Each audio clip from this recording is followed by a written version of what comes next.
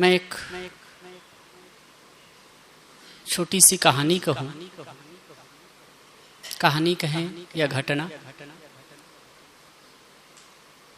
तत्पश्चात उस पर थोड़ा विचार। एक छोटा सा गांव था। गांव के लोग एक ही कुआं से पानी पीते थे और कोई कुआं नहीं था। नहाने के लिए तो तालाब वगैरह में चले जाते थे, लेकिन पीने के लिए एक कुएं के पानी को ही उपयोग करते थे और कोई दूसरा कुआं था भी नहीं।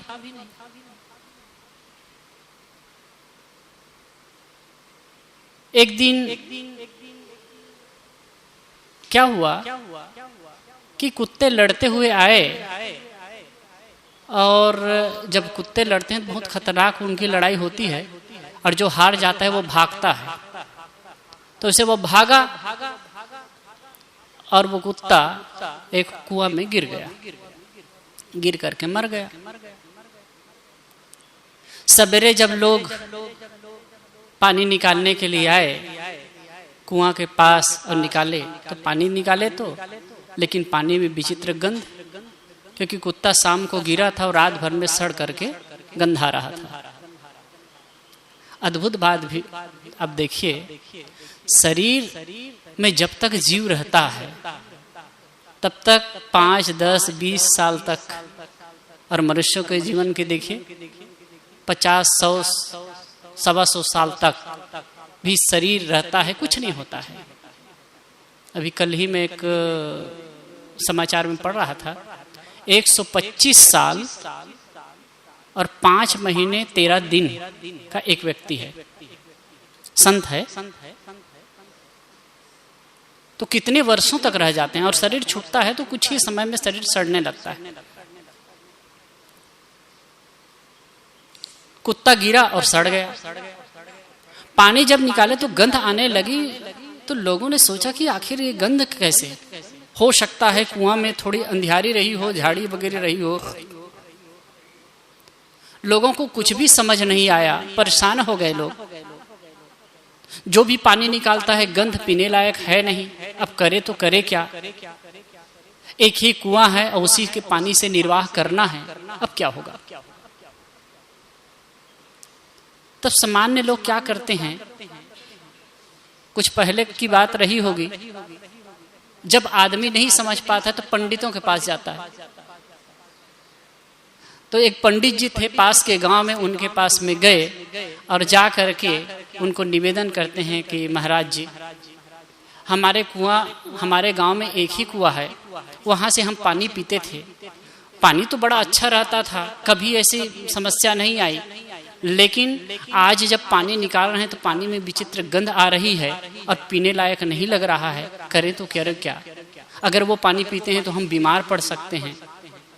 तो पंडित जी कुछ सोच की मुद्रा में बैठ गए और कहते हैं कि ऐसा है, आपके जो गांव का जो कुआं है वो पानी अशुद्ध हो चुका है, अपवित्र हो चुका है, उसको पवित्र करना पड़ेगा।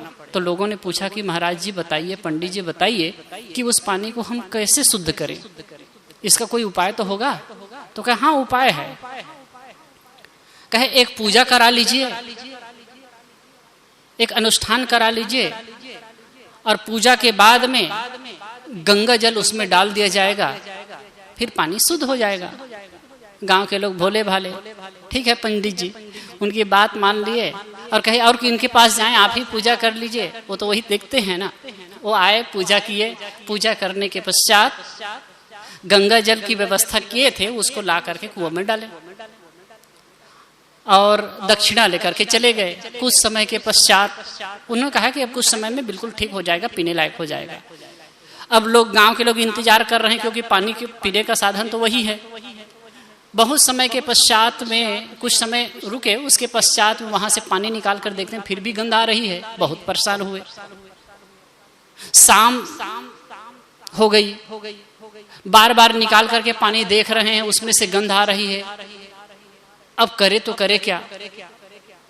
पूजा करा लिए, गंगा जल डाल दिए, लेकिन पानी तो ठीक हो नहीं रहा है। एकदम उदास खिन्न होकर के बैठे थे। संयोग से उसी दिन शाम को उधर से एक विवेकी संत का निकलना हुआ, उधर से वो पैदल जा रहे थे। तो देखे कि गांव वाले उदास बैठे हैं, तो पूछा कि क्या बात है भाई, क्यों उदास बैठे हो आप लोग? तो उन्होंने कहा, लोगों ने, गांव के लोगों ने कहा कि महाराज जी क्या करें, हमारे जो गांव का जो एक कुआं है, यहाँ का पानी बहुत अशुद्ध हो गया है। अब इसी का पानी हम सब पीते हैं और पानी के बिना बड़ा मुश्किल है, करें तो करें क्या। अब इसको शुद्ध करने के लिए पंडित जी के पास में गए, पूजा कराए, इसमें गंगा जल डाले तो भी शुद्ध नहीं हो रहा है। पता नहीं किन कर्मों का हमें फल मिल रहा है। जब कभी ऐसी परिस्थिति आती है तो आदमी अपने कर्म की तरफ देखता है, पता नहीं भाई किस कर्म का फल मिल रहा है। अभी कुछ दिन पहले रायपुर के एक डॉक्टर से बात हुई तो उसने भी कहा कि साहेब जो मनुष्य बहुत ज्यादा पाप किए ना, उसी का फल मिल रहा है, जो कोरोना है वो।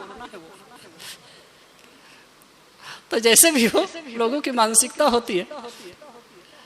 तो महात्मा जी उनकी बातों को गौर से सुना और सुन करके कुएं के पास में गए और जा करके कुएं में बड़ा बारीकी से झांक करके देखने लगे, क्योंकि भाई गंध आ रही है तो उसका कुछ ना कुछ तो कारण होगा।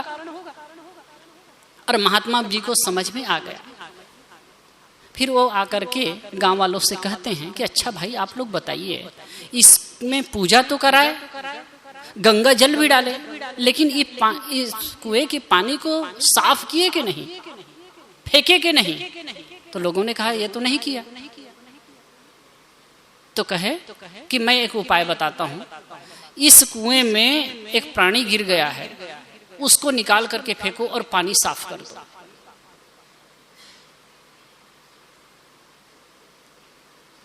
महात्मा जी के कहे अनुसार गांव वाले लोग उसमें कुछ लोग उतर करके जो कुत्ता मर गया था उसे निकाल के फेंके, पानी को वहां से पूरा उलीचा गया, बाहर किया गया। उसके बाद में फिर नए स्रोत से पानी आया, साफ एकदम क्लीन। गांव वाले बहुत खुश हो गए।